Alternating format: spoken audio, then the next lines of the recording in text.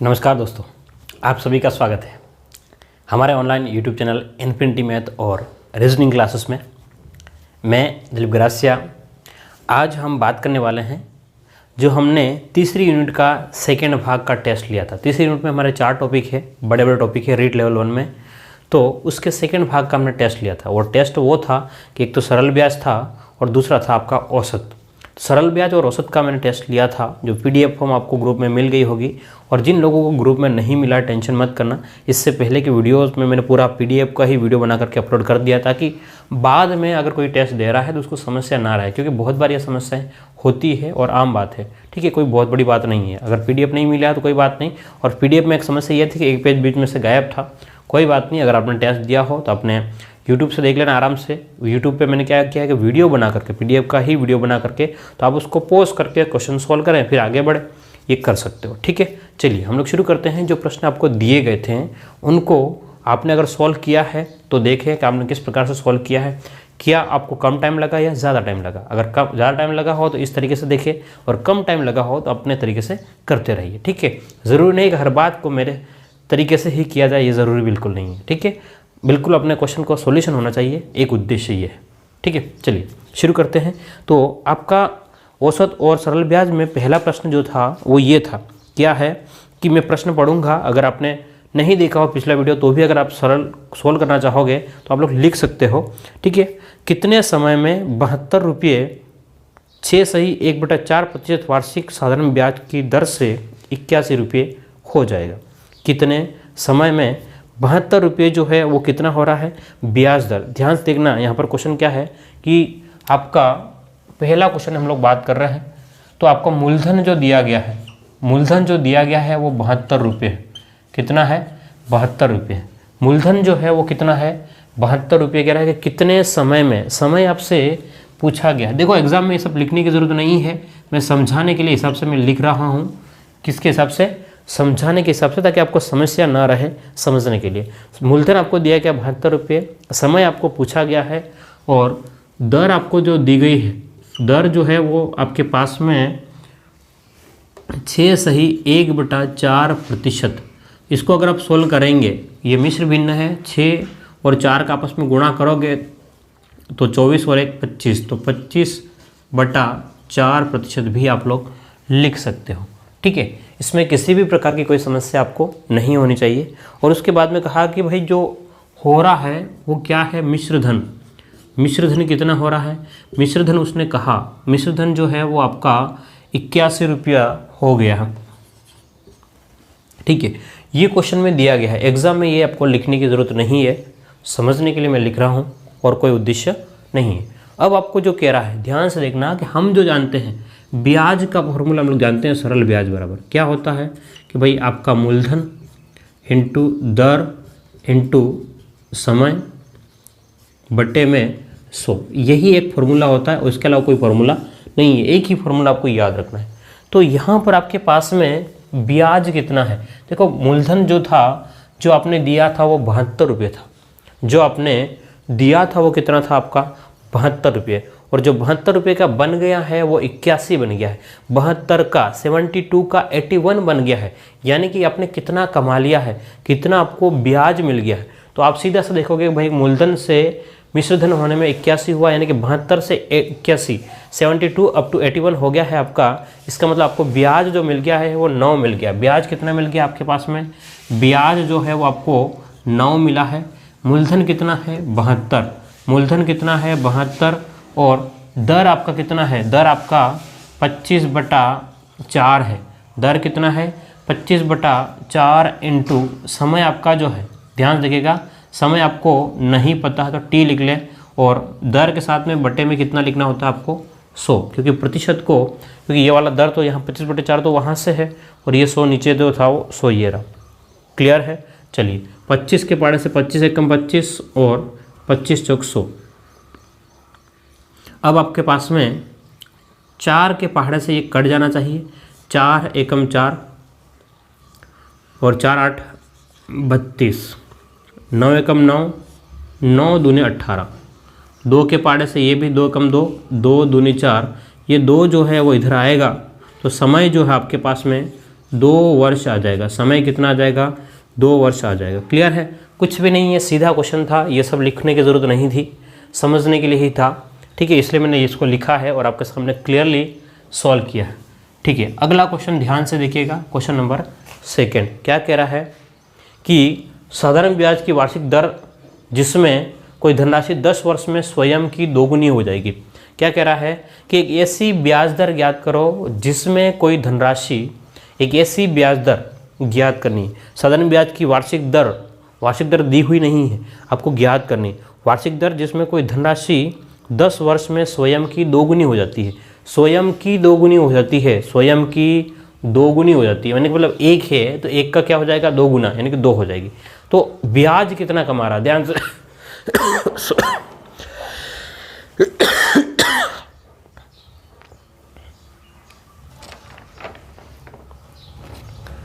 Second question में क्या कह रहा है, ध्यान से देखिएगा कि क्या कह रहा है कि स्वयं की दोगुनी हो रही। स्वयं की दोगुनी यानी कि पहले 1 था, 1 का कितना हो गया? 2 हो गया। 1 का कितना हो गया? 2। तो ब्याज कितना हो गया? ध्यान समझिएगा, 1 का 2 हुआ, यानी कि 1 तो अपना था और 1 आपने क्या कमाया? ब्याज कमाया। तो आपके पास में 1 आपने ब्याज कमाया। ध्यान से देखना, 1 ब्याज कमाया कब? जब आपके पास में 1 था। मूलधन कितना? 1 था। समय कितना है? 10 और दर का पता नहीं, बटे में 100। ध्यान से देखिएगा, कुछ भी नहीं इस क्वेश्चन में, कुछ है ही नहीं। देखो ब्याज कितना? 1, क्योंकि 1 तो आपका था और 1 आपने कमाया है। जो कमाया उसी की ब्याज, ये ब्याज है। ब्याज बराबर में मूलधन, 1 था, 1 तो आपने कमाया है, तो 1 कमाया वो वाला ये रहा मूलधन, समय, दर बटे में 100। 10 के पहाड़े से ये कट गया, तो R बराबर आपके पास में कितना हो गया? 10%। तो कौन सा ऑप्शन सही होगा ये हमको देखना होगा। तो ऑप्शन नंबर C इसका सही हो जाएगा। बस ऑप्शन कौन सा? C सही हो जाएगा। क्वेश्चन में दम था ही नहीं। क्लियर है बात? चलिए आगे हम लोग बात करते हैं, क्वेश्चन नंबर 3 की बात करते हैं। तो क्वेश्चन नंबर 3 क्या कह रहा है? किसी धन पर 4 वर्ष का सरल ब्याज उसके मिश्र धन का 3/8 हो जाता है। किसी धन पर क्या कह रहा है? किसी धन पर 4 साल का सरल ब्याज, किसी धन पर 4 वर्ष का सरल ब्याज उसके मिश्र धन का 3/8 हो जाता है। सरल ब्याज की दर ज्ञात करो। ठीक है, ध्यान से देखिएगा, 4 साल में कितना हो रहा है आपका? 4 साल में 3/8 हो गया। ध्यान से देखना, 3/8 जो है वो क्या हो गया? ये कह रहा है 3/8 है वो मिश्रधन का 3/8 हो गया। ये आपका मिश्रधन है, ये आपका कितना है? मिश्रधन है, और ये आपका क्या है? ब्याज है। अरे बात को सुनो ध्यान से, प्रश्न जो कह रहा है वहीं से आपको पकड़ में आ जाएगा कि 4 वर्ष का सरल ब्याज उसके मिश्रधन का 3/8। मिश्रधन अगर 8 है तो ब्याज कितना? 3। मिश्रधन बनता कैसे है? अब समझना बात को कि भाई ये मिश्रधन 8 कैसे बना होगा? 8 में आपका मूलधन भी होगा और ब्याज भी होगा, लेकिन उसने कह रखा ब्याज तो 3 है, यानी कि मूलधन कितना हो जाएगा? अरे मूलधन कितना हो जाएगा? तो आप बोलोगे मिश्रधन में से माइनस कर लो ब्याज, तो मिश्रधन कितना? 8, ब्याज कितना? 3, तो मूलधन कितना आ गया आपके पास में? मूलधन आ गया आपका 5। अरे मूलधन कितना आ गया? 5। अब क्या कह रहा है कि सरल ब्याज की दर ज्ञात करो। तो आपके पास में 3 ब्याज, 3 बराबर 5 इंटू समय। समय कितना है? 4 वर्ष। ओके, समय कितना है आपका? 4 वर्ष, और दर की R बट्टे में 100। तो 5 चौक 20, 20 से ये कट गया आपके पास में सीधा। ठीक है, और 5 से सीधा गुणा कर लो इधर। ये 5 जो है वो 5 का गुणा इधर करेंगे तो R बराबर आपके पास में आ जाएगा 15%। R बराबर कितना हो जाएगा आपके पास में? 15%। यहाँ पर कोई समस्या किसी को भी होनी तो नहीं चाहिए मेरे हिसाब से। ठीक है, चलिए आगे देखते हैं हम लोग। 3 प्रश्न कंप्लीट हो चुके हैं अपने, और उम्मीद करता हूँ ये तीनों प्रश्न आपको समझ में आ गए होंगे। चलिए देखते हैं अगला प्रश्न क्या है। प्रश्न संख्या 4 देखिए ध्यान से। 4 क्या कह रहा है कि कोई धनराशि किसी निश्चित समय में 8% वार्षिक सरल ब्याज की दर से 3 गुनी हो जाती है, वह किस दर से उतने ही समय में 5 गुनी हो जाएगी? सीधा ही प्रश्न है। ठीक है,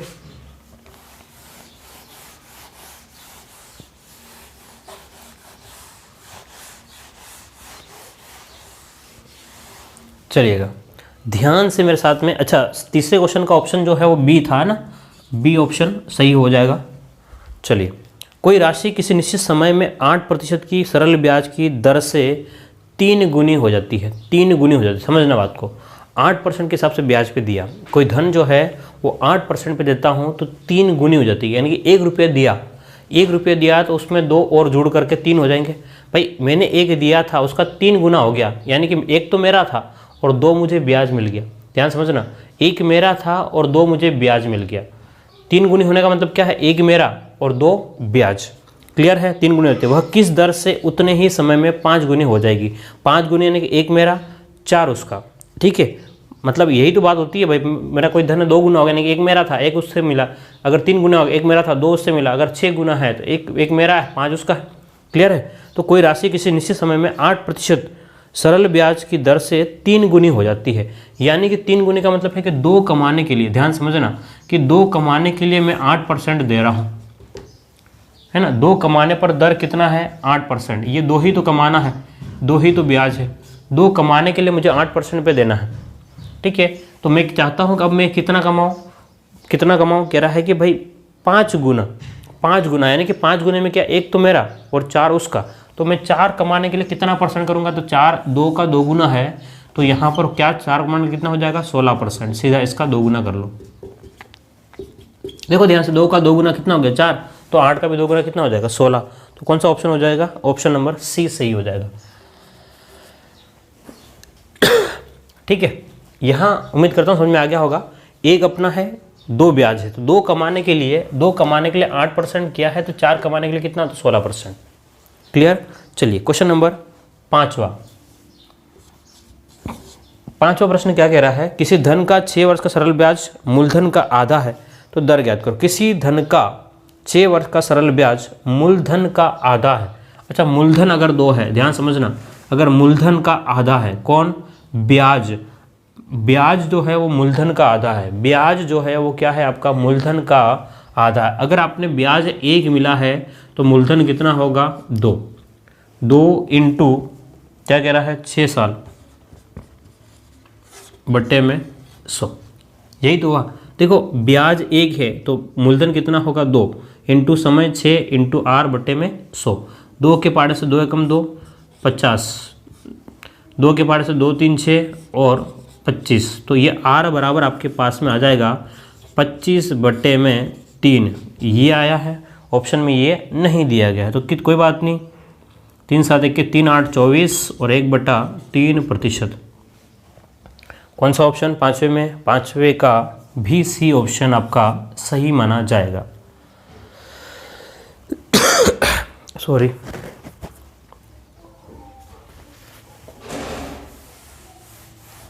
चलिए, उम्मीद करता हूँ आपको ये सब बातें समझ में आ रही होगी, सरल भाषा में है। चलिए पूरा ही हटाते हैं एक बार।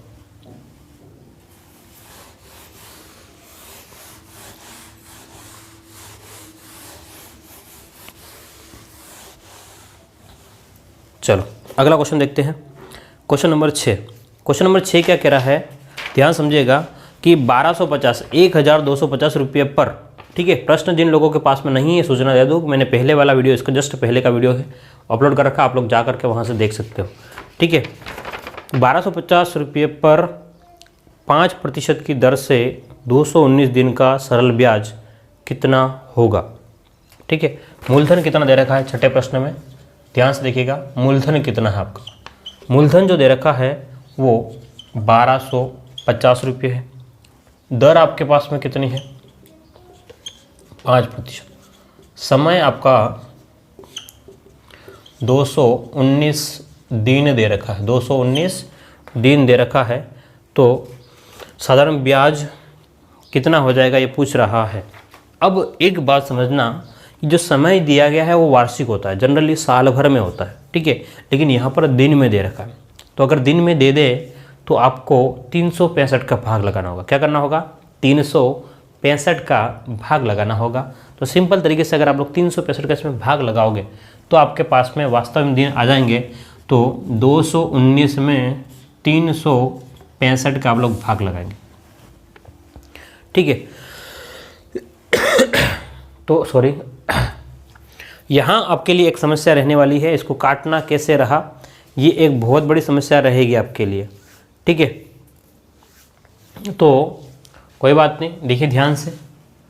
अब आपके पास में ब्याज जो है, मूलधन जो है वो पता नहीं है, मतलब ब्याज आपको पता नहीं है, तो ब्याज आपको निकालना है।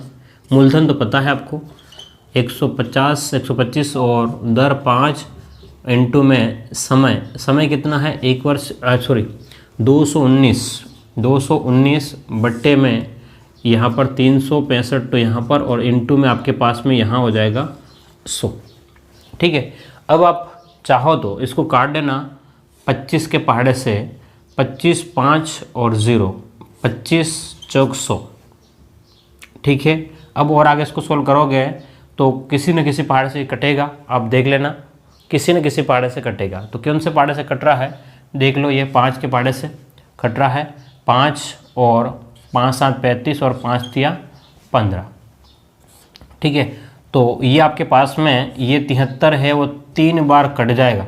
73 कितनी बार कट जाएगा, 3 बार, ठीक है। अब आपके पास में ये 2 से 2 दूनी 4 और 25, तो आपके 2 के पहाड़े से है ना, तो आपके पास में ब्याज जो आएगा वो आएगा 25 इंटू 3, 75 बट्टे 2 सॉरी। तो 75 बटे 2 कहाँ पर है, ध्यान से देखिएगा कौन सा ऑप्शन है आपका। ऑप्शन नंबर आपके पास में जो है वो ए ऑप्शन आपका सही होगा। चलिए 6 प्रश्न आपके कंप्लीट हो गए हैं। आगे हम लोग आगे देखते हैं। तो क्वेश्चन नंबर 7वें की बात करते हैं। 7वां प्रश्न आपके सामने क्या है, ध्यान से देखिएगा। अच्छा, एक्चुअल में यहाँ पर पेपर ही मेरे पास में गायब है, जो क्वेश्चन मैंने लिखे थे, है ना। ये एक समस्या है, वास्तव में एक समस्या ही थी, देखना पड़ेगा, क्योंकि एक्चुअल में 5, हाँ मिल गया, ठीक है, ओके सॉरी, मिल गया है ना, क्योंकि वो एक्चुअल में जो लिखने में वो जो एक पेज गायब था वो मिला नहीं था।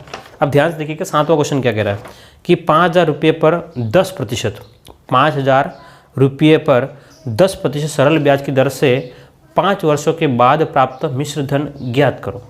सिंपल सी बात है, 5000 रुपये है और ब्याज दर कितना है 10% की दर से, समय कितना है 5 साल के लिए। बात को समझना, अगर 10% ब्याज जो दर है वो एक साल के लिए, 10% ब्याज दर है वो कितने साल के लिए 1% है, तो 2 साल के लिए वही 10%, 3 साल के लिए वही 10%, 4 साल के लिए वही 10 और 5 साल के लिए वही 10, तो 10 10 10 10 और 10, तो 5 साल में कितना ब्याज हो जाएगा 50% ब्याज हो जाएगा। 5 साल में कितना ब्याज हो जाएगा 50%, तो 5000 का 50%, 5000 का आधा 2500 यानी कि 2500 तो ब्याज आ गया और 5000 मूलधन था। ध्यान समझना, 2500 ब्याज था और 5000 मूलधन था, तो 2.5 और 5 7,500 रुपये। आंसर आपका आना चाहिए डी ऑप्शन, लेकिन मैं सॉल्व करके बताऊंगा, आप टेंशन ना लें, ठीक है। मुँह जबान क्वेश्चन हो सकते हैं, ध्यान से देखिएगा।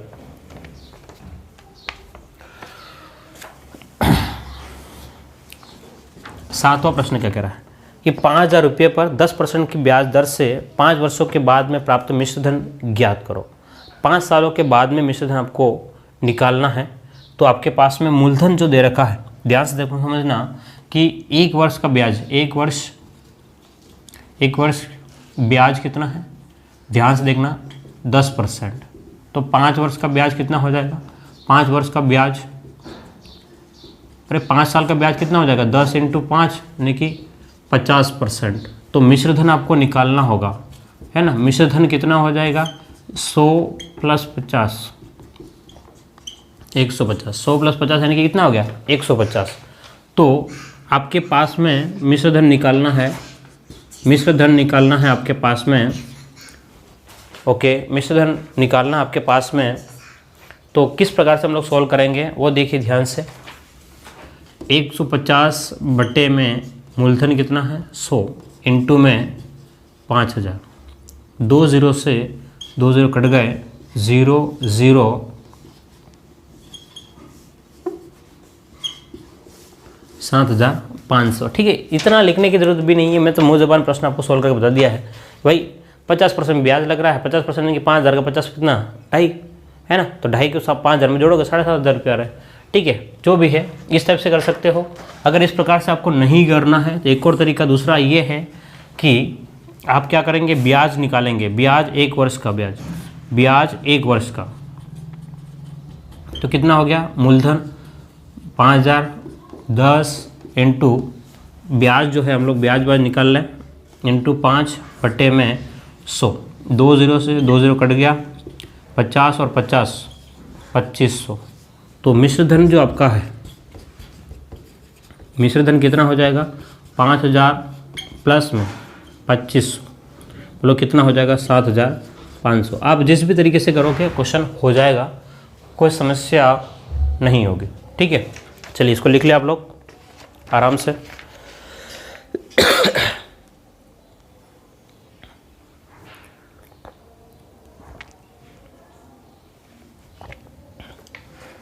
चलिए आगे बात करते हैं।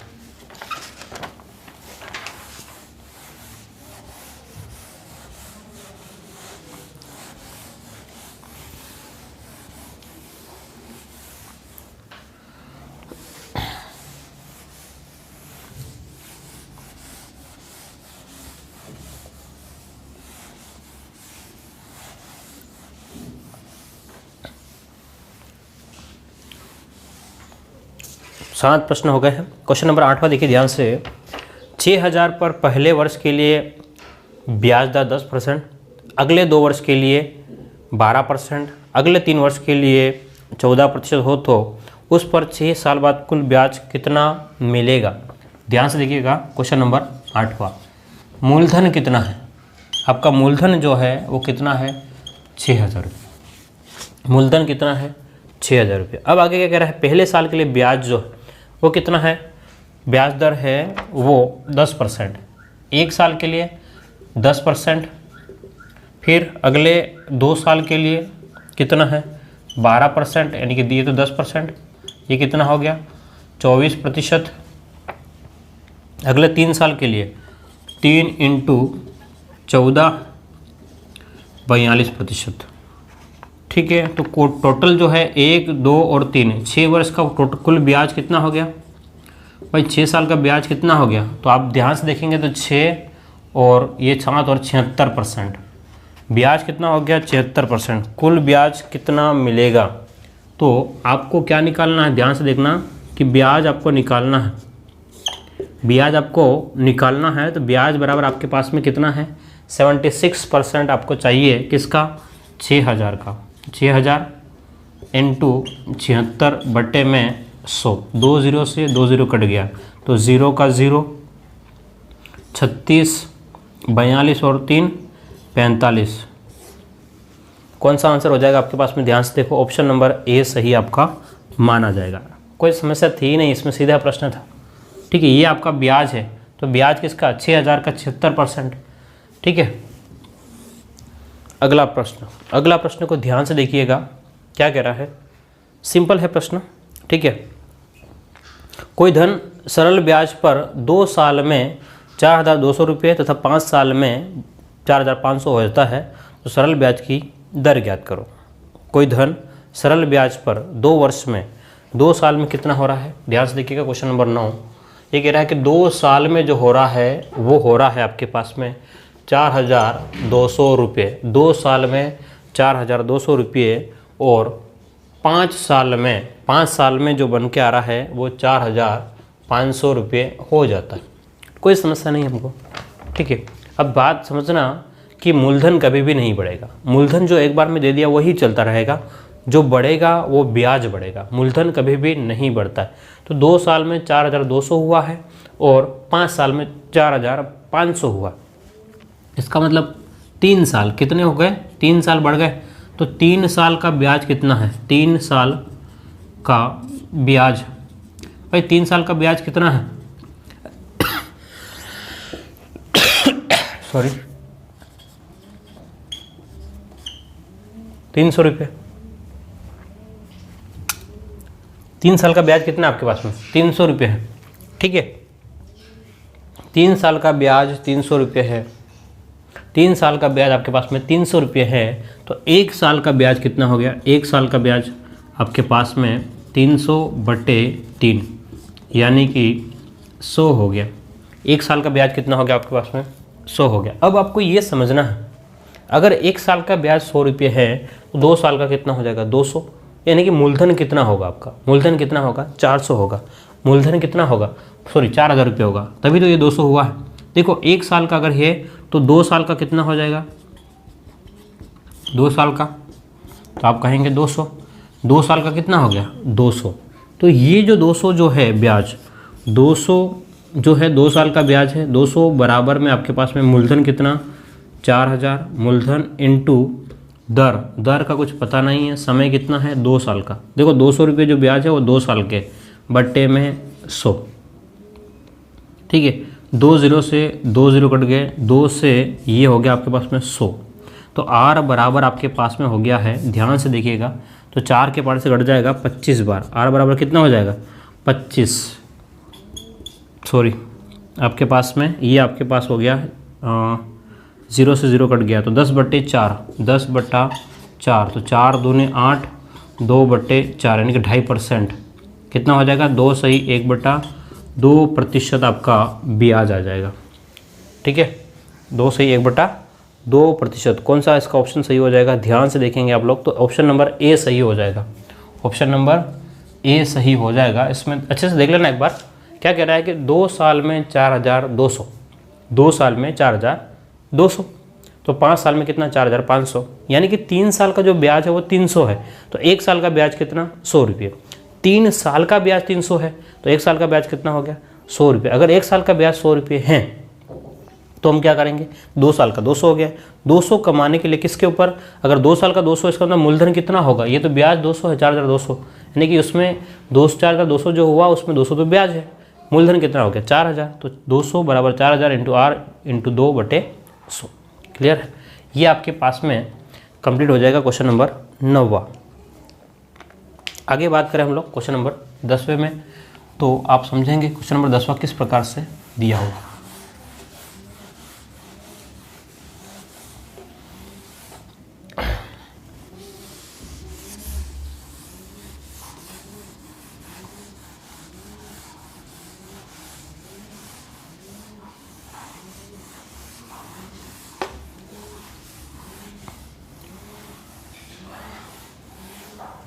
चलिए 10वां प्रश्न क्या है आपके सामने है कि यदि मूलधन और उस पर 1 वर्ष के ब्याज के बाद में मिश्र धन का अनुपात 5:6 हो जाता है। मूलधन और उस पर 1 वर्ष के ब्याज के बाद में मिश्र धन का अनुपात, ध्यान से देखना कि मूलधन, एक तो मूलधन गिरा है, मूलधन अनुपात क्या है आपका? मिश्र धन। मूलधन और मिश्र धन का अनुपात कितना है? 5:6। तो 5 मूलधन है, मिश्र धन कितना हो गया? 6। तो ब्याज कितना हो गया? अरे ब्याज कितना हो गया? ब्याज है आपका 1 हो गया। ब्याज कितना हो गया? 1 हो गया। आगे क्या कह रहा है? तो वार्षिक ब्याज की दर क्या होगी? 1 बराबर मूलधन, आपके बात ध्यान समझना, मूलधन कितना? 5 इंटू समय 1, दर कितना? R बट्टे में 100। 5 दूनी 10, 0, तो R बराबर 20 को इधर गुणा करेंगे तो 20%। ब्याज कितना हो गया? ब्याज दर 20%। कौन सा ऑप्शन सही हो जाएगा? ऑप्शन नंबर का डी सही माना जाएगा। ठीक है, तो उम्मीद करता हूँ आपको समझ में आ रहा होगा। ये क्वेश्चन कौन सा था? 10वां। 11वां क्वेश्चन देखिए ध्यान से। 11वां प्रश्न क्या है आपका? 800 रुपये की राशि सरल ब्याज की एक निश्चित दर पर 3 साल में 956 रुपये हो जाती है। यदि ब्याज दर 4% बढ़ा दें तो वह राशि 3 वर्ष में कितनी हो जाएगी? ध्यान समझिएगा, 800 रुपये की राशि एक निश्चित ब्याज दर पर 3 साल में 956 रुपये हो जाती है। लेकिन अगर ब्याज दर को बढ़ा दे, क्या कर ले? ब्याज दर को बढ़ा दे, कितना बढ़ा दे? 4%। तो ब्याज 3 साल में कितना हो जाएगा या वह राशि कितनी हो जाएगी, ये आपको देखना है। ठीक है, चलिए तो देखते हैं हम लोग।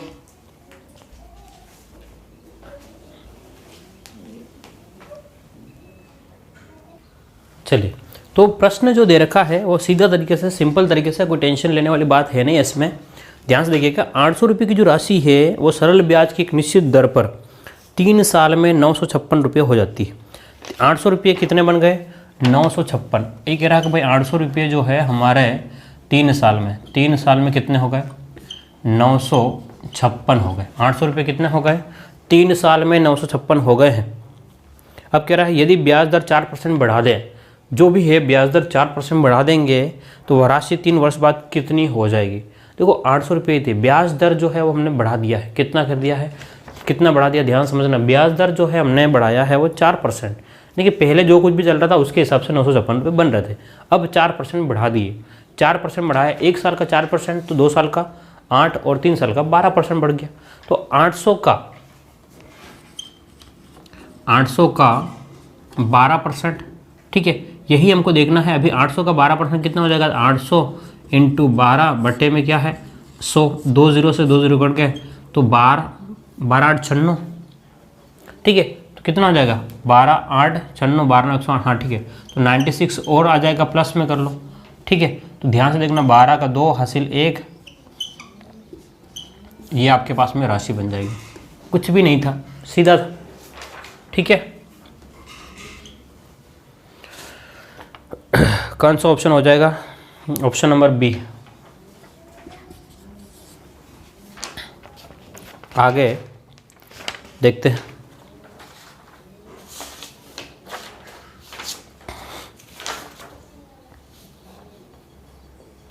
11 12 13, अच्छा हाँ ठीक है, अब बात समझ में आ गई मेरे की। कुछ तो गजोल था वो यहाँ था। क्वेश्चन नंबर 12 देखें। 12 प्रश्न क्या कह रहा है कि कोई धनराशि जो है वो 2 वर्ष के अंत में 2250 रुपये और 5 वर्ष के अंत में 2625 हो जाती है। यदि व्यक्ति को केवल साधारण ब्याज मिलता है तो ब्याज की दर क्या होगी। देखो ध्यान से कि 2 साल में कितना हो रहा है, 2 साल में 2250 और 5 साल में कितना हो रहा है, 5 साल में 2625। तो आपके पास में 3 साल का ब्याज, 3 वर्ष का ब्याज कितना हो गया। 3 साल का ब्याज अगर आप लोग ध्यान से देखेंगे, तो 5 इस वाले में से ये वाला घटाना है, ठीक है। तो 2250 है, ये कितना है 2250 है, तो 5 आपके पास में ये हो गया 7, ठीक है, और 3 ये आपके पास में रहेगा। कितना, 3 साल का ब्याज कितना है 375। 3 साल का जो ब्याज है वो 375 रुपये है। और आगे प्रश्न क्या कह रहा है, यदि व्यक्ति को केवल साधारण ब्याज मिलता है तो वह ब्याज की दर कितनी होगी। 3 साल का जो ब्याज है वो 375 है, तो 2 वर्ष का कितना हो जाएगा। अरे 2 वर्ष का कितना हो जाएगा 375 बटा 3 इंटू में 2, ठीक है। तो 3 के पार से घट जाएगा, 3 एकम 3, 3 दूनी 6, 3 5 15। तो 2 साल का जो ब्याज है वो 250 है। 250 यानी कि इसमें ये 250 जो है वो क्या है, इसका ब्याज है। 250 क्या है, ब्याज है। आगे हम लोग इसको सॉल्व करते हैं।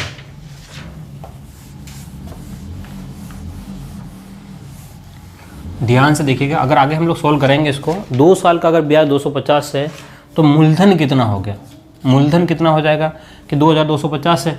2250 में से 250 तो अपना ब्याज है, इसको हटाया तो मूलधन कितना आपका 2000 रुपये। मूलधन कितना हो गया आपका 2000 रुपये आपका मूलधन है। इसका मतलब प्रश्न ये कह रहा है, प्रश्न क्या कह रहा है कि ब्याज की दर क्या होगी। तो 250 कमाने के लिए कितने साल के लिए, 2 साल के लिए, तो 2000 इंटू 2 इंटू आर बट्टे में 100।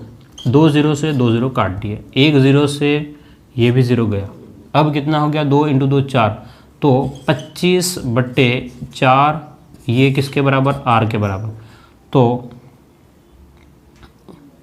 4 चौक 16, 5 20, 6 बार 24, 6 से 1/4%। कितना होगा 6 से 1/4%। या ध्यान से देखना इसमें जो है 1/4 की जगह इसने क्या लिख रखा 25, ठीक है। तो 6.25 भी आप लोग कह सकते हो, कोई समस्या नहीं होगी। कौन सा ऑप्शन सही हो जाएगा, ऑप्शन नंबर ए सही होगा, ठीक है। चलिए उम्मीद करता हूँ यहाँ तक आपको क्लियरली समझ में आ गया होगा। अब क्वेश्चन नंबर हम लोग 14वां देखते हैं। ये थोड़ा सा अलग टाइप का प्रश्न था।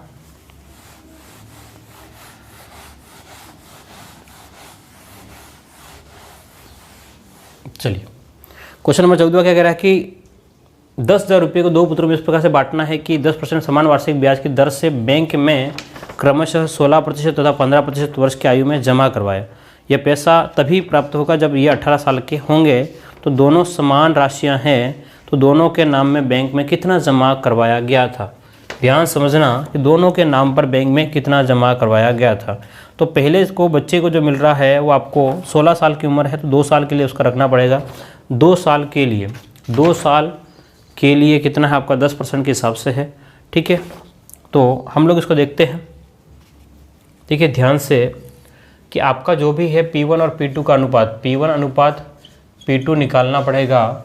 तो 1/100 प्लस में RT अनुपात 1/R1 T1 और 1/100 प्लस में R2 T2, ये हो जाता है। ठीक है, ये पहले का मूलधन है और ये दूसरे का मूलधन। ये आपको याद रखना है क्वेश्चन नंबर 14 के लिए। थोड़ा सा कॉम्प्लिकेटेड क्वेश्चन है, थोड़ा बड़ा क्वेश्चन है, लेकिन अगर आप इस फॉर्मूले के थ्रू जाओगे तो सरल हो जाएगा। ठीक है, अगर डिटेल से समझना है तो मैंने अपलोड कर रखा है, वहाँ जाकर के आप लोग एक बार ज़रूर देख लें।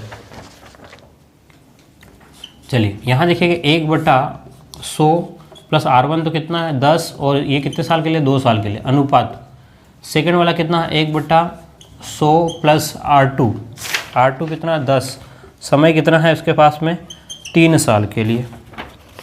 ठीक है, क्योंकि 15 साल की जो धन मिलेगा वो 18 साल पूरे होने के बाद मिलेगा। 16 साल और 15 साल की उम्र में जमा कराया। ठीक है, तो एक पहले के लिए 2 साल के लिए, 3 साल के लिए। तो आपके पास में P1/P2 बराबर, ये जो अनुपात हो जाएगा आपके पास में, अनुपात में ही लिखो अब एक बार, 1/100 और 10 दूनी 20, 1/120 अनुपात 1/130। ये आपस में कट गया, इनका क्रॉस गुणा करोगे तो ये इधर हो जाएगा।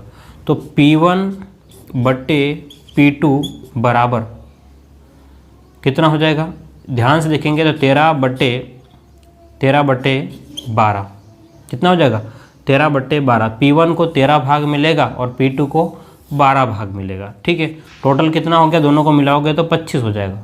तो 13/25 इंटू 10,000, 25 4 बार 100, 0 0 400, 13 चौक 52। पहले वाले को 5200 रुपये मिलेंगे तो दूसरे वाले को 4,800 रुपये मिलेंगे। अब क्या कह रहा है क्वेश्चन, ध्यान से देख लेना। 5200 और 4,800, ऑप्शन नंबर ए सही हो जाएगा। कौन सा हो जाएगा, ऑप्शन नंबर ए सही होगा आपका। और अब आगे हम लोग देखेंगे कि औसत के बारे में प्रश्न जो है, ठीक है, औसत के बारे में जो प्रश्न है वो अब सेकेंड भाग हम लोग इसका देख रहे हैं, क्योंकि यहाँ तक जो था वो आपका सरल ब्याज था। क्या था आपका, सरल ब्याज था। और उम्मीद करता हूँ यहाँ तो सरल ब्याज आपको समझ में आ गया होगा। जिन लोगों ने सरल ब्याज नहीं पढ़ रखा है, मेरे वीडियोस को जाकर के एक बार ज़रूर देख ले, आपको आइडिया लग जाएगा। ठीक है, और नहीं लगता तो कमेंट करके मुझे बताएं, ताकि मैं और भी आपको सॉल्व कराता हूँ। ठीक है, चलिए, तो अभी हमने बात करी है वो सरल ब्याज हमने देखा था। सरल ब्याज के प्रश्न हमने 14 प्रश्न देखे हैं और उनको सॉल्व कैसे करते हैं ये हमने देखा। ठीक है, अब हम लोग बात करते हैं औसत के बारे में। और औसत के हमने 16 क्वेश्चन इसमें रखे हैं पेपर में, तो आपने सॉल्व कर लिए होंगे, लेकिन फिर भी सारे जिन लोगों से नहीं हुए हैं वो लोग भी देख ले एक बार कि किस प्रकार से इनको सॉल्व करना है। ठीक है, तो 15वां क्वेश्चन आपके सामने इस प्रकार से था, ध्यान से देखिएगा कि यदि 6 विद्यार्थियों का औसत भार 50 किलोग्राम, 2 विद्यार्थियों का औसत भार 51 किलोग्राम, अन्य 2 विद्यार्थियों का औसत भार 55 किलोग्राम है, तो कुल विद्यार्थियों का औसत भार क्या होगा। ध्यान समझिएगा, क्वेश्चन क्या कह रहा था कि आपके 15वां क्वेश्चन था वो ये कह रहा था कि 6 का औसत भार, भाई 6 का 50 किलोग्राम है तो कुल कितना हो गया 6 × 50। भाई एक का 50 है, 6 बच्चों का 50 है, टोटल कितना हो गया 6 × 5। प्लस में अगले जो थे वो कितने हैं, 2 विद्यार्थी है और उनका औसत भार जो है 51 है। प्लस में अगले 2 जो है उनका औसत जो है वो 55 है। कुल बच्चे कितने हैं 6, 2 और 2, कुल कितने आपके 10 बच्चे यहाँ पर हो जाएंगे। तो औसत भार जो है, सभी का औसत भार आपको निकालना था। तो 6 और 5, 6 5 30, 300 प्लस में 51 × 2 तो 102 प्लस में 55 इंटू 2 तो 110 बट्टे में 10। ठीक है, जब सोल्व करेंगे हम लोग तो यहाँ पर 300, 400 और 500, 500 और 10 और 2 512, कितना हो रहा है 512 बट्टे 10 तो 51.2। सॉरी, तो ये आपके पास में क्वेश्चन कौन सा था, 15 था, उसका आंसर ये था। तो आगे देखते हैं हम लोग आगे क्या है, क्या कह रहा है क्वेश्चन कि यदि 4 प्रेक्षणों का औसत, अगला क्वेश्चन, ठीक है, 16वां, क्या कह रहा है कि 4 प्रेक्षण का औसत, 4 जो प्रेक्षण है उनका औसत कितना है। यदि 4 प्रेक्षणों का औसत 20 हो और उनमें से प्रत्येक में एक अचर c जोड़ दिया जाए तो उनका औसत 22 हो जाता है, तो तदनुसार c का मान होगा। ध्यान से समझना कि मैंने एक बात बोली थी, अगर सभी संख्याओं में समान राशि जुड़ती है तो औसत भी उतना ही बढ़ जाएगा। सभी संख्याओं में एक जैसी संख्या अगर जुड़ती है तो औसत उतना बढ़ जाएगा, एक जैसी संख्या अगर घटती है तो औसत भी उतना घट जाएगा, एक जैसी संख्या अगर गुणा होती है तो औसत भी उतना गुणा हो जाएगा।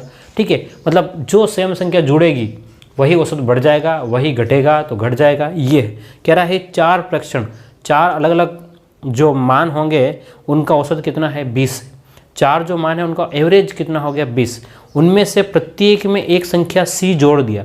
अब हमें पता नहीं है कि c जोड़ा है, एक संख्या क्या कह रहा है c जोड़ दिया तो उनका औसत कितना हो गया 22 हो गया। तो पुराने औसत में हमने, पुराने औसत कितना था 20, पुराना औसत कितना था 20, 20 में हमने c जोड़ा तो नया औसत कितना हो गया 22, तो c का मतलब कितना हो गया 22 माइनस 20 तो कितना 2, c का मान कितना हो जाएगा आपका।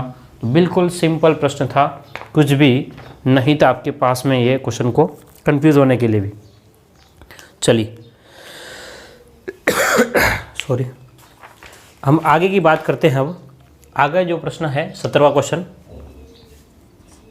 17वें प्रश्न में क्या दिया गया है, ध्यान से देखिएगा कि 8 क्रमिक संख्याओं का औसत 6.5 है, उनमें से सबसे छोटी और सबसे बड़ी संख्याओं का औसत क्या हो जाएगा। 8 क्रमिक संख्या है, 8 संख्या जो भी है उसमें सबसे छोटी संख्या इधर होगी और सबसे बड़ी संख्या इधर होगी, और उनका औसत क्या होगा, औसत वही होगा जो सबका होगा, है ना, वही औसत होगा। क्या होगा, वही औसत होगा। वही का मतलब है कि जो पहले दे रखा वही हो जाएगा। ठीक है, ध्यान से देखना, औसत में बताया, मैंने डिटेल से बता रखा है कि पहले जो है, पहले का और अंतिम को जोड़ करके औसत निकालोगे तो वही आएगा जो सभी का है। दूसरे, पहले से दूसरा, आगे से दूसरा और इधर से भी दूसरा, जोड़ों को औसत निकालोगे वही आएगा। तो आपका आंसर सीधा होगा कितना 6.5। ठीक है, तो 17वें का आंसर कौन सा हो जाएगा बी, और पहले वाले का सी था, है ना, ये तो सी था और ये आपका बी। चलिए आगे बात करें हम लोग।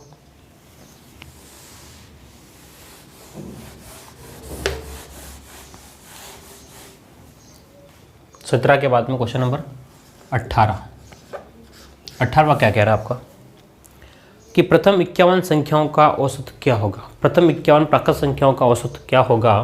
तो आपको प्राकृत संख्याओं का औसत निकालना बताया था। क्या बताया था,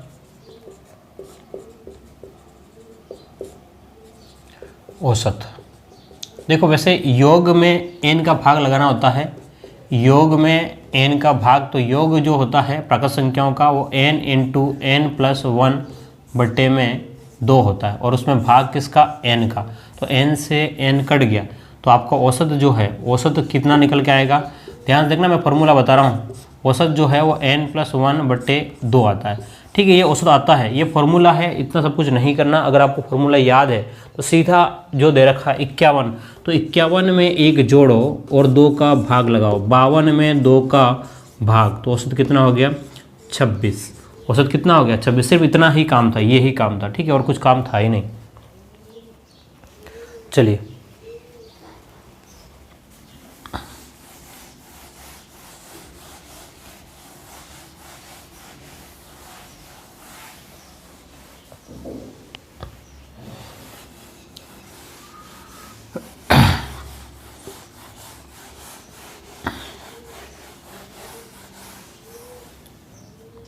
अठारहवें के बाद में आपके पास क्वेश्चन नंबर 19वां 19वां प्रश्न क्या कह रहा है, 7 संख्याओं का औसत कितना है।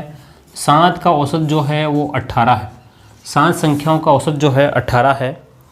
तदनुसार यदि उनमें एक संख्या 17 है और उसे 31 में बदल दिया जाए तो नया औसत कितना हो जाएगा।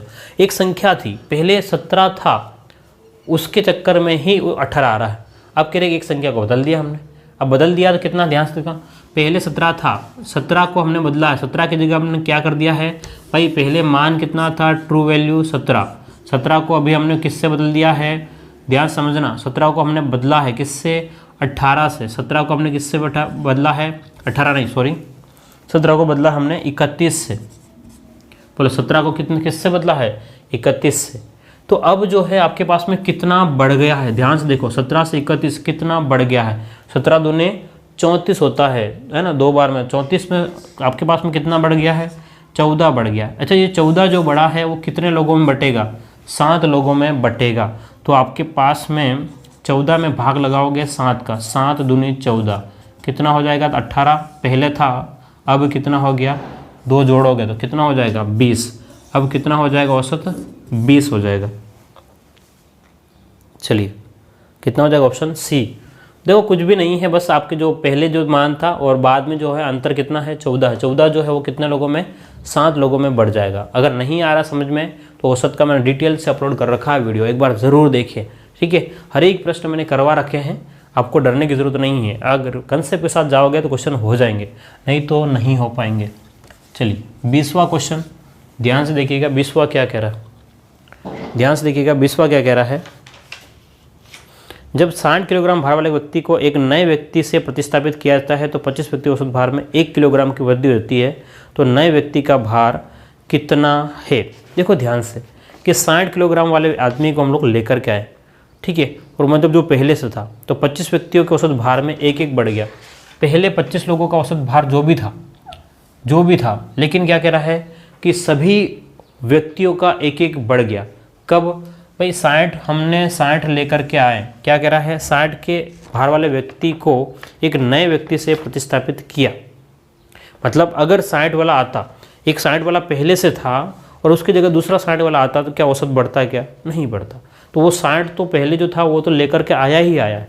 अब क्या कहला है कि 25 लोगों का और बढ़ गया है, कितना, 25 लोगों का एक बढ़ गया। तो 25 लोगों का कितना बढ़ गया होगा, तो 25 का भाई 25 लोगों का एक बढ़ गया है, तो कितना बढ़ गया, 25 बढ़ गया। तो टोटल औसत आपके पास में वो कितना लेकर के आया, नया का, ध्यान से देखो, नया कितना लेकर के आएगा, तो 5 और 8 85 किलोग्राम नया लेकर के आएगा। कुछ भी नहीं था इस प्रश्न में, ध्यान से देखो, ठीक है। कौन सा आंसर, इसका डी ऑप्शन सही हो जाएगा। ध्यान समझना कि भाई अगर 60 वाला ही आता, 60 था और 60 वाला गया, तो 60 वाला आता तो क्यों बढ़ता, क्या नहीं बढ़ता।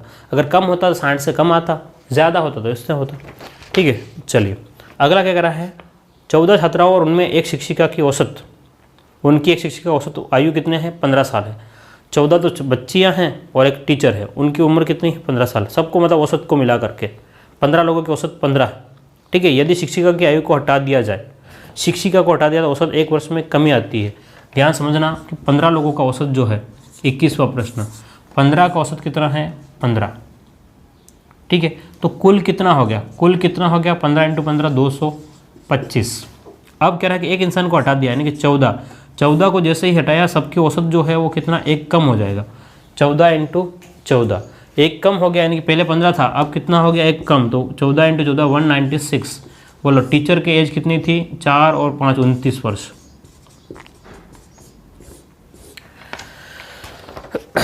ऑप्शन कौन सा है आपका, सी सही होगा। ऑप्शन कौन सा, सी सही। देखो ध्यान से, 15 लोग और 15, क्योंकि 14 बच्चे और एक टीचर, तो 15 का औसत कितना हो गया, 15, तो सबको मिला करके 225 साल हो रहे थे। अब एक टीचर को हटा दे तो 14 का टोटल एवरेज कितना हो रहा है, 14, यानी कि 196। तो टीचर की एज कितनी है, 196 ईयर, सॉरी 196 ईयर नहीं, 29 साल है ना, और तो सबको मिला करके 196 था। चलिए आगे बढ़ते हैं। और कौन सा क्वेश्चन है आपका, 22वां प्रश्न।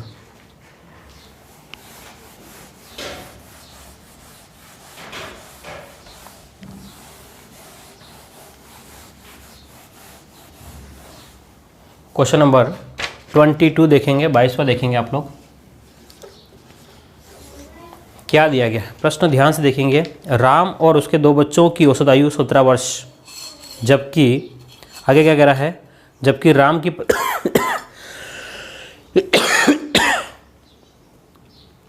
सॉरी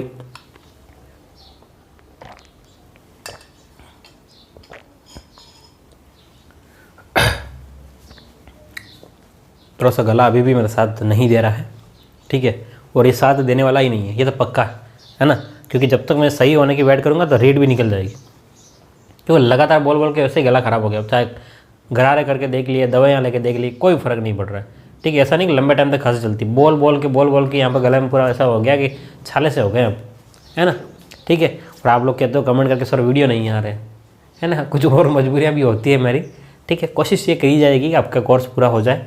कोर्स तो वैसे हो गया, आप लोग टेस्ट ले रहे हैं, ठीक है। चलिए, तो अब हम लोग आगे की बात करते हैं, तो ध्यान से देखिएगा। प्रश्न क्या कह रहा है कि राम और उसके 2 बच्चों की औसत आयु 17 वर्ष है। अगर हम लोग राम, ध्यान समझना, राम और उसके 2 बच्चों को मिलाते हैं, ठीक है, तो इनकी औसत, यानी कि ये कितने लोग हो गए 3, और 3 का औसत जो है वो कितना है आपका 17। जब 3 का औसत 17 है तो टोटल कितना हो जाएगा, 3 × 17 करोगे, 17 3 51 वर्ष हो गया। आगे क्या कह रहा है कि राम की पत्नी और उन्हीं बच्चों की औसत आयु 16 वर्ष है। अगर मान लो पत्नी हो जाए, किसकी, राम की पत्नी और वही 2 बच्चे, ठीक है, तो कितने लोग हो गए 3, और 3 का जो औसत है वो कितना है 16, तो 16 × 32 और 16 × 48, तो 48 वर्ष हो गया, ठीक है। तो अब आपको प्रश्न क्या कह रहा है, तो इसमें बच्चों की उम्र कहीं पर भी नहीं बदली, बच्चों की उम्र में कोई भी बदलाव नहीं आया है। ये जो बदलाव आया है 3 साल का जो बदलाव आया है वो कहाँ पर है, महिला की उम्र कम होगी, ठीक है। आगे प्रश्न क्या कह रहा है, यदि राम की आयु 33 वर्ष है, राम क्या कह रहा है, राम जो है वो 33 वर्ष है, तो प्रश्न आगे क्या कह रहा है, तो उसकी पत्नी की आयु कितनी होगी। ध्यान से देखो, ये टोटल सबका 51 था, राम और 2 बच्चों का, और उसकी पत्नी और 2 बच्चों का 48 हो रहा है, तो ये जो 3 जो कम हुआ है वो 51 से 3 कम हुआ है, इसका मतलब राम और उसकी पत्नी की आयु का ही तो अंतर है। ध्यान से देखो, ये 3 साल का अंतर है, तो राम की उम्र 33 साल है, तो उसकी पत्नी की आयु कितनी हो जाएगी, 30 वर्ष, ठीक है। और आप चाहो तो उसको अलग अलग भी निकाल सकते हो, कोई इश्यू नहीं होगा। तो आपके पास में ऑप्शन इसका डी सही माना जाएगा। चलिए, अब आगे क्या कह रहा है, क्वेश्चन नंबर 23वां।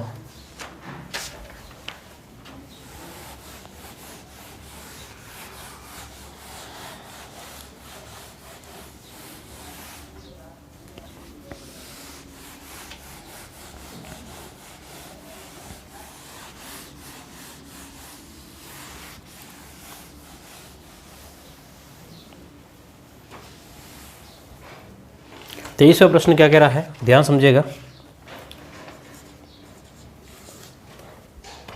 कि 15 संख्याओं का औसत जो है वो 40 है। 15 का औसत कितना है 40, तो कुल कितना हो जाएगा 600, ठीक है, कुल कितना हो गया 600। अब इसे प्रथम 8 संख्याओं का औसत कितना है 30 है। प्रथम 8 का औसत जो है वो कितना है, उसने बोला 30 है। ध्यान समझना, प्रथम 8 का 30 है, इसका मतलब कितना हो गया आपके पास है 240, और अंतिम 8 का कितना दे रखा है इसने 50 दे रखा है। अंतिम 8 का कितना दे रखा है 50, तो आपके पास में हो गया 50 × 8, 8 × 40, तो आपके पास में जो रिपीट हो गया है वो आ जाएगा। तो ये जो है 400 और 200 640, 640 माइनस 600 करोगे तो जो एक संख्या रिपीट हो गई थी वो क्या है आपके पास में 40 है। तो आपके पास में 8वीं संख्या जो है, 8वीं संख्या क्या है आपकी 40 होगी। 8वीं संख्या आपकी क्या होगी 40, इसका भी ऑप्शन डी सही माना जाएगा।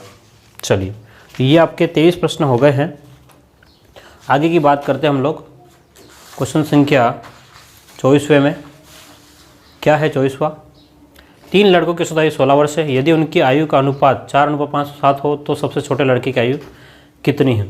तीनों लड़कों की औसत आयु 16 वर्ष है, तीनों की औसत कह रहा है 16 वर्ष, तो कुल कितनी हो जाएगी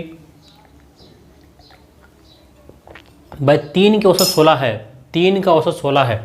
क्वेश्चन नंबर 24वां देखो, 3 लोग हैं और उनकी औसत आयु कितनी है 16, तो कुल कितना हो गया 16 इंटू 3 48 वर्ष। ठीक है, अब कह रहा है कि अनुपात दे रखा है, आयु का अनुपात आपको दे रखा है। अनुपात कितना दे रखा है 4, 5 और 7, 4:5:7, तो टोटल कितना हो गया आपके पास में 12 और 4 16। ठीक है, टोटल कितना हो गया, अनुपातों का योग कितना हो गया 16। अब क्या कह रहा है, सबसे छोटे लड़के की आयु कितनी होगी, छोटा कौन है 4 वाला, तो 4/16 इंटू 48, 16 32 16 3 48, तो कितना हो गया 12 वर्ष। सबसे छोटे की उम्र कितनी है 12 वर्ष। चलिए ठीक है, क्वेश्चन नंबर 25वां देखते हैं।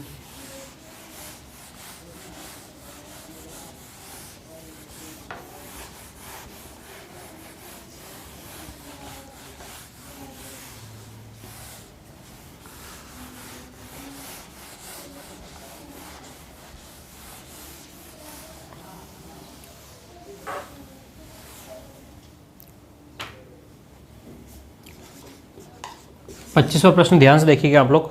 क्या कह रहा है 25वां, कि 14 छात्रों के प्राप्तांकों का औसत 71 था, लेकिन बाद में पता चला कि एक छात्र के जो प्राप्तांक जो 56 के बजाय 42 कर दिया। 14 छात्र थे, उनका औसत कितना दे रखा था 71 था।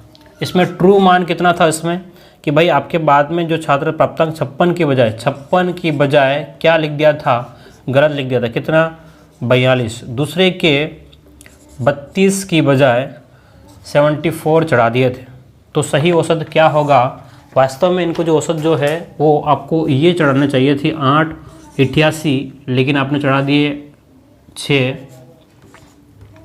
और आपके पास में ये कितना हो गया, आपके पास में 7 और 4 11, 116। ये तो ज़्यादा चढ़ा दिए भाई, ये देने चाहिए थे, ये दे दिए, ज़्यादा दे दिए, तो आपको क्या करोगे इसमें से घटा लो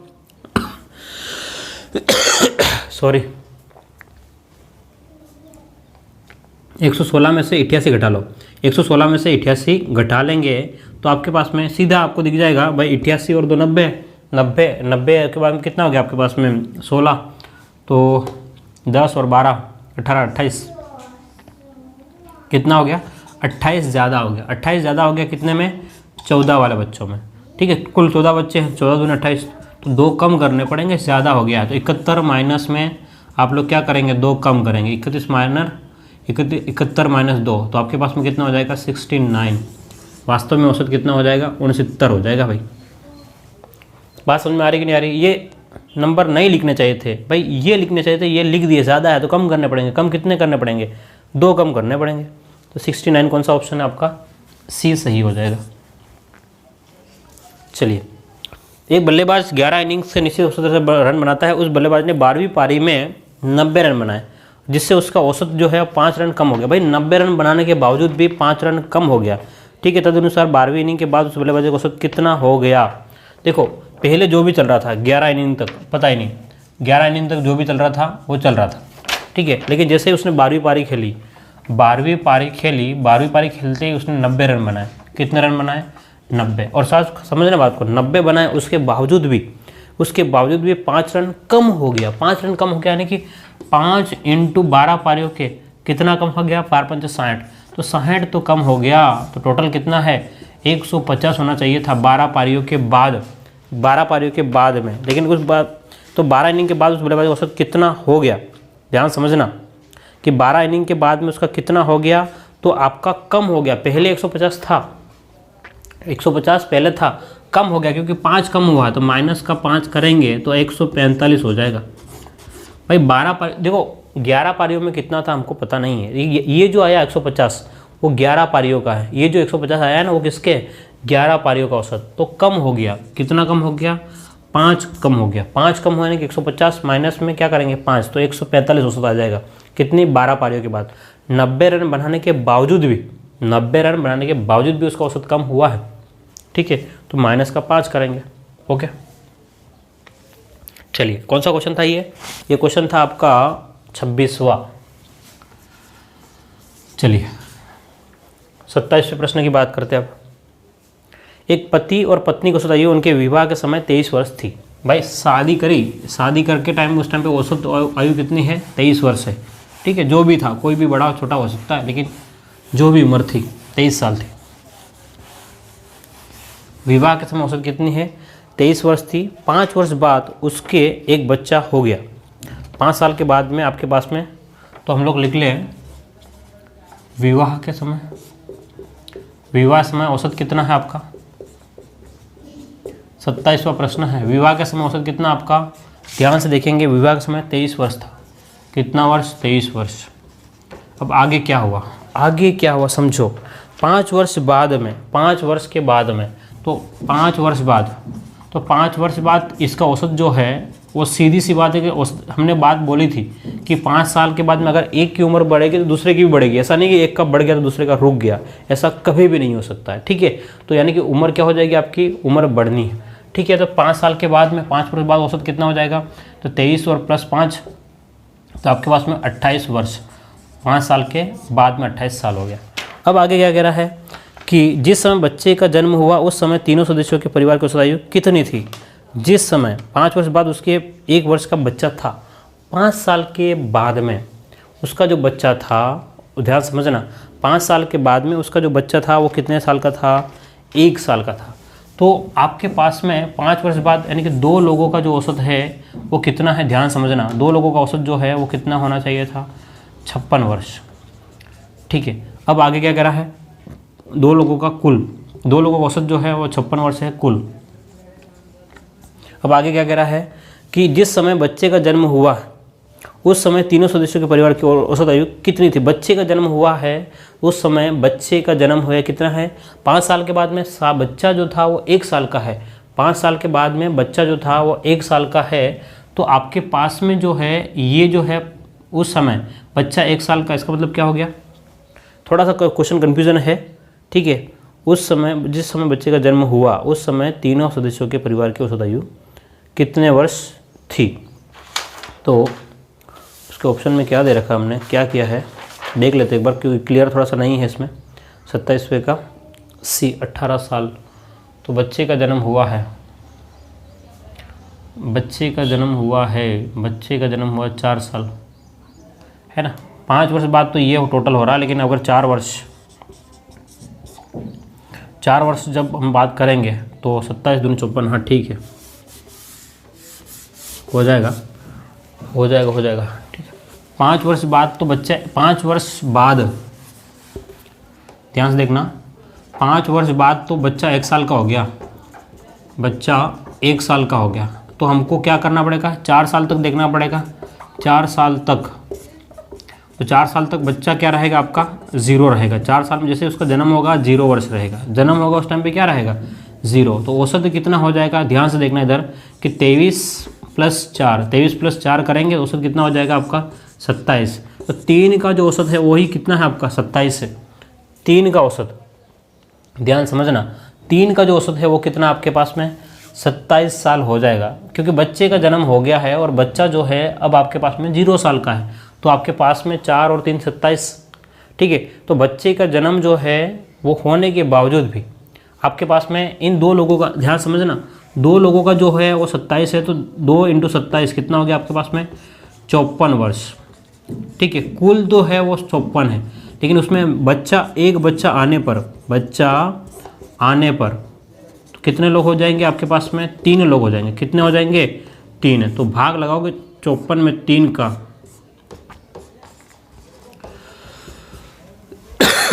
18 वर्ष। ध्यान समझना, वापस से क्वेश्चन कह रहा हूँ कि विवाह के समय उम्र 23 साल थी। अब 5 साल के बाद में बच्चा 1 साल का हो जाता है, इसका मतलब 4 साल में जब बच्चे का जन्म हुआ होगा तो इनका औसत कितना होगा? 27, पति और पत्नी का। ठीक है, तो इसका मतलब 2 का टोटल एवरेज जो है 27 है, 2 का टोटल कितना होगा? 54 साल। लेकिन बच्चे का जन्म हो गया उस टाइम पे, इसलिए बच्चे को हम लोग शामिल करेंगे। 3 लोग हो गए, भले उसकी उम्र 0 थी लेकिन लोग तो 3 हो गए।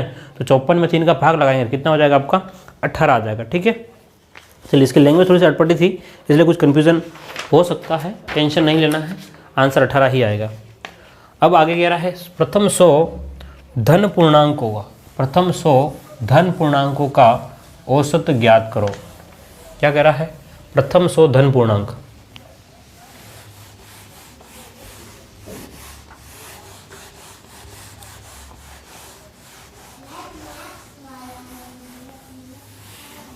चलिए अगला प्रश्न देखिए, 28वां प्रश्न।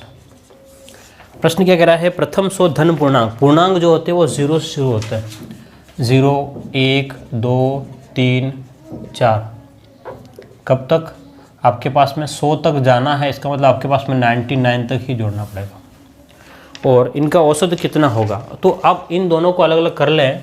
देखो एक भाग तो ये अलग हो गया और ये भाग अलग हो गया, तो 0 प्लस में 1 2 3 अप टू कितना तक 99 तक, तो आपके पास बटे कितनी संख्या है, 100 का भाग लगाओगे। 0 प्लस में ये आपके 99 तक है, तो n इंटू n प्लस 1 बटे में 100 का फॉर्मूला लगेगा, तो 99 इंटू 100 बटे में, ध्यान समझना, बटे में कितना हो जाएगा आपका 100।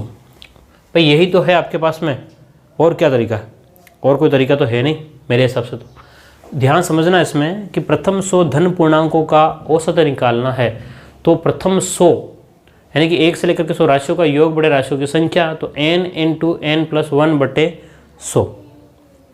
ठीक है, तो अब आपके पास में n इंटू n प्लस 1 बटे 100, और बटे में 2 कौन लिखेगा भाई, 2 भी तो लिखना है, तो 2 यहाँ पर कर लो।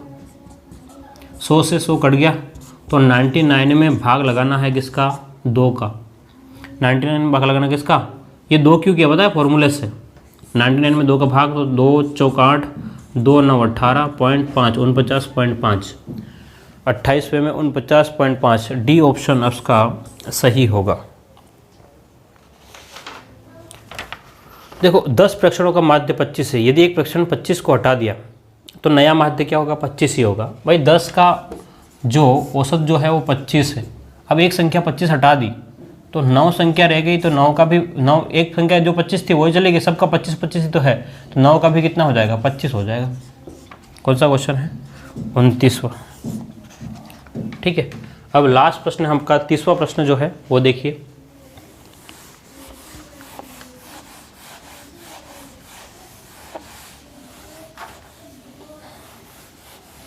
प्रश्न संख्या 30 देखो, प्रश्न संख्या 30 अगर आप लोग देखेंगे ध्यान से, U V W X Y Z, U V W X Y Z का औसत जो है वो कितना है, 10 है। तो इन सभी का औसत कितना है, राशियों का योग बटे राशियों की संख्या करने पर इनका औसत कितना है, 5 और 6, इनका औसत करने पर आपका 10 आ रहा है। अब आगे क्या कह रहा है कि पहली संख्या में 10 जोड़ लिया, पहली में 10 जोड़ लिया, दूसरी में 20 जोड़ लिया, तीसरी में 30 जोड़ लिया, चौथी में 40, पाँचवीं में 50 और छठी में 60, बट्टे में कितना 6 कर लो। अगर आप इनको जोड़ते हैं तो आपके पास में ध्यान से देखिएगा, 10 20 30, 30 और 30 60, 60 और 40 100, 100 और 150, 150 और 210, कितना हो गया 210। ठीक है, बटे में 6, तो 6 3 18, 18 19 20 21, 6 5 30, तो औसत कितना हो गया आपका 35। ठीक है, तो सी आपका जो ऑप्शन सही है वो माना जाएगा। क्लियर है, तो उम्मीद करता हूँ आपको यहाँ समझ में आ गया होगा। देखिए सॉल्यूशन है तो सॉल्यूशन इसी टाइप से होंगे। अगर आप लोग ये समझते हो सर डिटेल से बताएं तो फिर सॉल्यूशन नहीं माना जाएगा, उसको पढ़ाना माना जाएगा। ठीक है, और मैंने आपको पढ़ा दिया है। आपने कहा था क्या ना, बहुत बार कमेंट सर आप क्वेश्चन नहीं करवा रहे हो, मैंने कहा था कि मैं क्वेश्चन बाद में करवाऊंगा, तो ये क्वेश्चन में ही करवा रहा हूँ। ठीक है, 30 प्रश्न करवा रहा हूँ मैं, एक डेढ़ घंटे में, समझ रहे हो बात को। लेकिन क्वेश्चन सोल्व करने का तरीका यही रहेगा, क्योंकि मैं क्वेश्चन अब प्रैक्टिस करवा रहा हूँ। बात समझ रहे हो। अगर आपको कंसेप्ट समझना है तो मैंने वीडियो अपलोड कर रखे हैं, 90 से ऊपर वीडियो अपलोड कर रखे हैं, देखो आप लोग वहाँ जा करके सभी चीज़ें मिल जाएगी आपको। ठीक है, अगली बात, मैं सीटेट का चलाने वाला हूँ। जिन लोगों ने अगर मान लो रीड का नहीं पढ़ रखा है तो मैं सीटेट और एमपीटेट दोनों साथ में चलाने वाला हूँ, तो आप लोग वहाँ जा करके वीडियोज़ को देख लें। ठीक है, तो आप पढ़ना कहीं से भी, टॉपिक सेम ही है, बस नाम अलग अलग है, टॉपिक सेम है, ज़्यादा अंतर आएगा नहीं। ठीक है, तो आप लोग वहाँ से भी पढ़ सकते हो, और वीडियोज़ को शेयर ज़रूर करना। ठीक है, तो उम्मीद करता हूँ यहाँ तक आपको समझ में आ गया होगा। फिर मिलते हैं अगली क्लास में अगले टेस्ट के साथ में, और अगला जो टेस्ट जो होगा वो अब रेखा गणित में होगा। ठीक है, चलिए फिर मिलते हैं। Thank you.